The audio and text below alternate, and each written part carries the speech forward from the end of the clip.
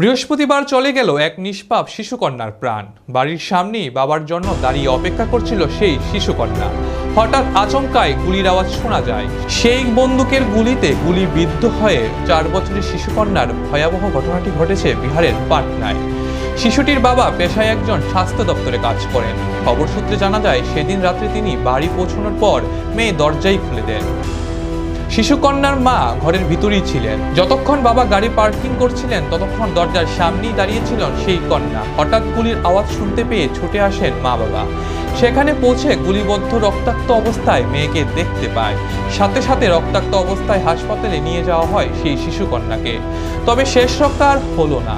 চিকিৎসা চলাকালীন চলে গেল সেই নিষ্পাপ শিশুটির প্রাণ। এই ঘটনা তদন্ত জারি রেখেছে পুলিশ। এলাকায় সিসিটিভি ফুটেজ দেখে কে বা কারা গুলি চালিয়েছেন তা খতিয়ে দেখছেন তদন্তকারীরা।